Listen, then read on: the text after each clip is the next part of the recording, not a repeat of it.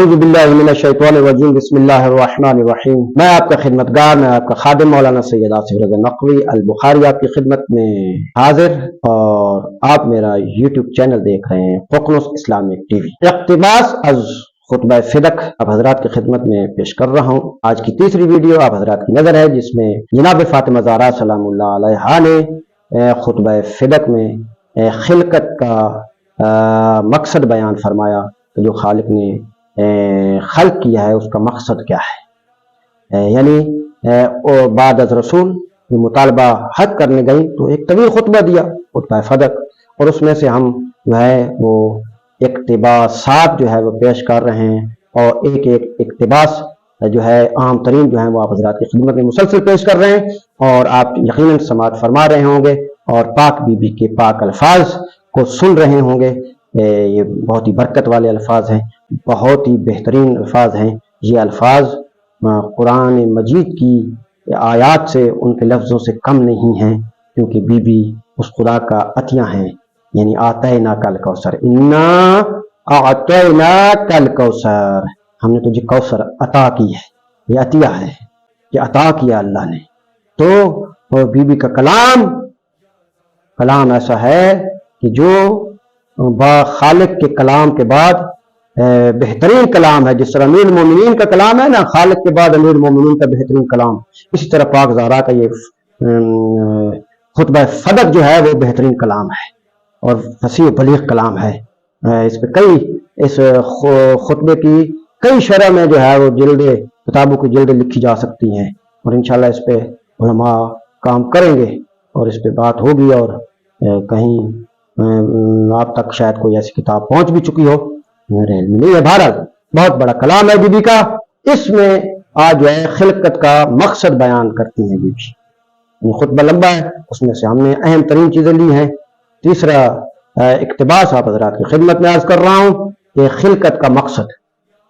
पाक बीबी सिद्दीक़ा ताहिरा फरमाती हैं कि ज़रअहा बिमशियतिही मिन गैरिह हाजतिन मिन्हु इला तकवीनहा वला फायदतिन लहू फी तस्वीरहा इल्ला तशबीतन लिहिकमतिही व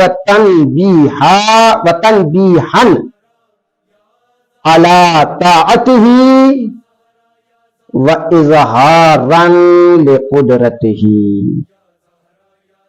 फरमाती है तअब्बुदन लिबरियतिही व इज़ाज़न लिदअवतिही। क्या सुनहरी हुरूफ से लिखा जाने वाला कलाम है, क्या बेहतरीन कलाम है, क्या आला कलाम है। हाय हाय, बस क्या करें। या कहते हैं ना कि हीरे की कीमत तो जौहरी को मालूम होती है। या जौहरी जानता है कि ये इस पत्थर की कीमत क्या है, इस हीरे की कीमत क्या है, इस अलमास की कीमत क्या है। हाँ जी, आम लोगों को क्या पता। ये बीबी का कलाम सुने, खिलकत का मकसद बयान फरमा रही हैं रसूल की बेटी। हाँ, दुख्तर रसूल खिलकत का मकसद बयान फरमातन मैंने आप हज़रात खिदमत में अरबी मतन पेश किया। इसका तर्जुमा समाअत फरमाए। फरमाते हैं अल्लाह ने अपने इरादा से अशिया को खल्क फरमाया, अपने इरादा से, किसी के कहने पे नहीं, किसी की सिफारिश पे नहीं। हाँ, अपना खुद इरादा किया, अपने इरादे से अशिया को खल्क फरमाया, और जो वो इरादा करता है वो हो जाता है।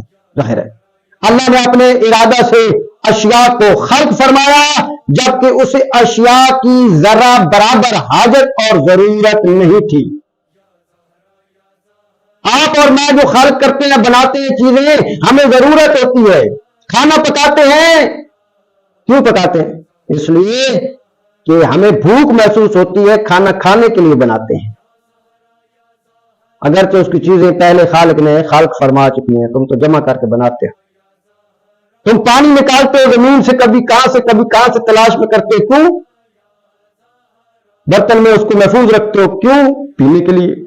खालिक ने पानी खल्क किया, खालिक को प्यास नहीं लगती।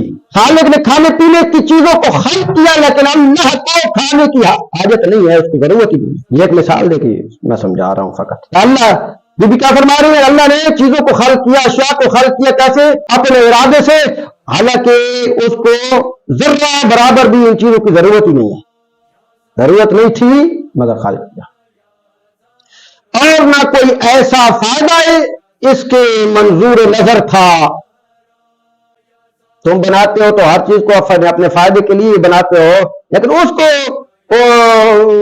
ان چیزوں کا کوئی فائدہ نہیں ہے، منظور نظر نہیں تھا۔ اس منظور نظر کے تحت میں جو ہے ان چیزوں کو خلق کر رہا ہوں تو مجھے اس کا فائدہ پہنچے گا، ایسا ہرگز نہیں ہے۔ پھر فرماتی ہے جو ان اشیاء کی تصویر کشی سے اسے حاصل ہوتا، یعنی اللہ نے ایسی کوئی چیز اس لیے خلق نہیں کی کہ اسے فائدہ پہنچائے، اور اس کی تصویر کشی اس لیے کرے کہ اسے اس سے کوئی فائدہ حاصل ہو، تو ایسا ہرگز نہیں ہے۔ فرماتی ہے اس نے ان اشیاء کو خلق فرمایا تاکہ اپنی حکمت کو محکم کرے، اپنی حکمت کو محکم کرے۔ اس نے ان چیزوں کو اس لیے خلق فرمایا اور اپنی اطاعت پر متنبہ کرے اور اپنی قدرت کا اظہار کرے، اور تاکہ خلقت اس کی عبادت میں مصروف رہے اور اس کی دعوت توحید لوگوں پر غالب آ جائے، اس کی دعوت توحید لوگوں پر غالب آ جائے۔ اس لیے وہ اللہ سب سے بڑا ہے۔ یعنی جب آپ کہتے ہیں اللہ اکبر، اس اکبر کی حقیقت کو جناب پاک زہرا نے اس انداز میں بیان فرمایا ہے کہ انسان یہ پڑھتا ہے، یہ سنتا ہے تو انسان کا ایمان تازہ ہو جاتا ہے۔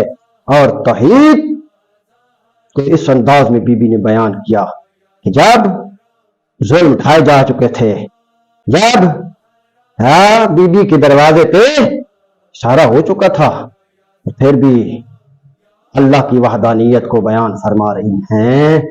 پھر آگے چل کر علی کی ولایت کا بیان کیا اور اپنے حق کا مطالبہ بھی اس میں بی بی نے بیان کیا۔ انشاءاللہ آئندہ کی ویڈیو میں وہ آئے گا، آپ نے ضرور سماعت فرمانی ہے اور ضرور اس پہ توجہ کرنی ہے اور دیکھنا ہے کہ جب انسان بالکل مصیبتوں سے گھرا ہوا ہو اور مصیبتیں آن پڑی ہوں اور مصائب کا عالم آن پڑا ہو، تو اس بی بی نے درس دیا کہ اس عالم میں بھی اللہ کو مت بھولو، خدا کی وحدانیت پہ ایمان پہلے سے زیادہ ہو جانا چاہیے۔ دیکھتے رہیے، اللہ آپ کا حامی و ناصر ہو۔ والسلام علیکم ورحمۃ اللہ وبرکاتہ۔